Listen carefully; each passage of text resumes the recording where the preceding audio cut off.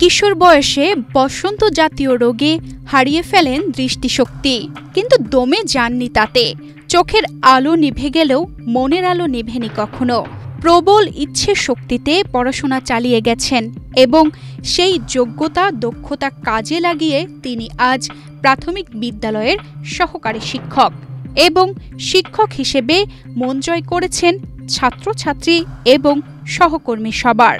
এই আলোর দিশারি নারীর নাম ভক্তিলতা বিশ্বাস। আমি 1.5 বছর বয়স আমার চোখে সমস্যা হয়েছিল, পক্সি ছিল। তারপর থেকে আমি এরকম অবস্থা।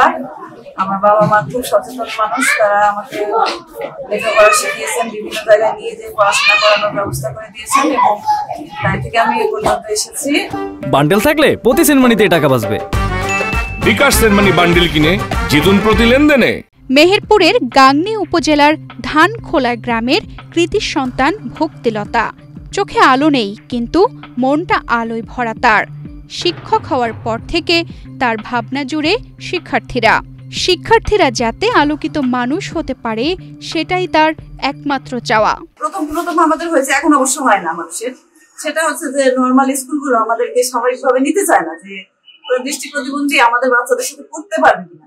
কিন্তু এখন অনেকটা মানে আল্লাহর রহমতে সচেতন হয়েছে, তারা মানে স্কুলগুলো অনেক আগের চেয়ে অনেকটা ভালো। ব্রেইল পদ্ধতিতে শিক্ষাদান করেন তিনি, কিন্তু সরকারি পর্যায়ে ব্রেইল বইয়ের সংকট রয়েছে। নিজ উদ্যোগে সংগ্রহ করতে হয়, যা অনেক সময় কষ্টসাধ্য হয়ে ওঠে। বলে যে সমাজসেবাগুলোদের বলে যে আপনার বইগুলো দেবেন, কিন্তু ওরা আমাকে কয়েকবার যাওয়ার পরেও আমাকে বইগুলোর ব্যবস্থা করে দিইনি। আমাকে বিভিন্ন ভাবে কষ্ট করে বইগুলো সংগ্রহ করতে হচ্ছে, সেটা আমার জন্য আসলে দুঃখজনক। কারণ সরকার যেহেতু এনসিটিভির মাধ্যমে আমাদের বই ছাপানোর ব্যবস্থা করে দিচ্ছে, কিন্তু প্রতিষ্ঠানগুলোর অসচেতনতার কারণে আমরা বইগুলো পাই না।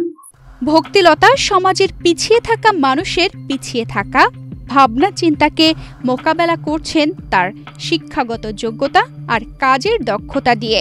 ইচ্ছাশক্তির জোরে তিনি সমাজের সম্পদে পরিণত হয়েছেন। অনেকে আছে যারা বিভিন্ন কারণে লেখাপড়া করে সামনে এগিয়ে আসতে পারে না, তার মধ্যে যারা দৃষ্টি প্রতিবন্ধী আছে তারা বিভিন্ন সুযোগ সুবিধার অভাবে সামনে এগোতে পারে না। আমাদের স্কুলে ভক্তিলতা বিশ্বাস ম্যাডাম আছে, তিনি ব্রেল পদ্ধতির মাধ্যমে লেখাপড়া করে আজকে পর্যন্ত এসে জীবন প্রতিষ্ঠিত হয়েছে। আমার মনে হয় যে গ্রাম অঞ্চলে যে সকল দৃষ্টি প্রতিবন্ধীরা আছে, তারা যদি সরকারের সুযোগ সুবিধা পায়, তারাও ব্রেল পদ্ধতির মাধ্যমে লেখাপড়া করার সুযোগ পায়। যে আমাদের যে সকল প্রাথমিক বিদ্যালয় আছে সেখানে যদি ব্রেল পদ্ধতির ব্যবস্থা থাকে, তাহলে গ্রাম অঞ্চলের শিশুরা সুন্দরভাবে লেখাপড়া শিখে আমাদের ম্যাডামের মতো তারা কর্মজীবনে প্রতিষ্ঠিত হতে পারবে বলে আমি মনে করি। তার স্কুলের ছাত্রছাত্রীরাও ভক্তিলতার ভক্ত। শিক্ষার্থীরাও দারুণ ভালোবাসেন তাদের এই শিক্ষিকাকে। আমাদের ম্যাডাম খুব ভালো, আমাদের ম্যাডাম কিন্তু সুষ্ঠুভাবে ক্লাস নেন এবং ছেলেপিলেদের দুষ্টুমি করে তার ম্যাডাম একটু ভালো করে বোঝান, বুঝিয়ে পড়া ঠিক করে দেন। ক্লাসে যদি কেউ দুষ্টুমি করে তাদেরকে ভালোভাবে বুঝে মারে না, তাও পড়া যদি কেউ একটু নাও পারে তাদেরকে ভালোভাবে বুঝায়। আর আমাদের ম্যাডামের সাথে থাকতে আমাদের খুব আনন্দ লাগে, আর ম্যাডাম আমাদের সবসময় হাসি খুশি রাখে, ভালোবাসা দিয়ে ক্লাস নেয়, মানে খুব আদর দিয়ে ক্লাস নেয়। ঊর্ধ্বতন কর্তৃপক্ষের সঙ্গে আলোচনা করে ভক্তিলতা বিশ্বাসকে প্রয়োজনীয় সহায়তা প্রদানের চেষ্টা চলছে বলে জানান প্রধান শিক্ষক। উনি হিন্দু ধর্ম থেকে মুসলমান হয়েছে, ওনার স্বামীর সেও অন্ধ প্রতিবন্ধী। তারা দুজনই অন্ধ প্রতিবন্ধী অবস্থায় দুটো বাচ্চা হয়েছে, একটা ছেলে একটা মেয়ে।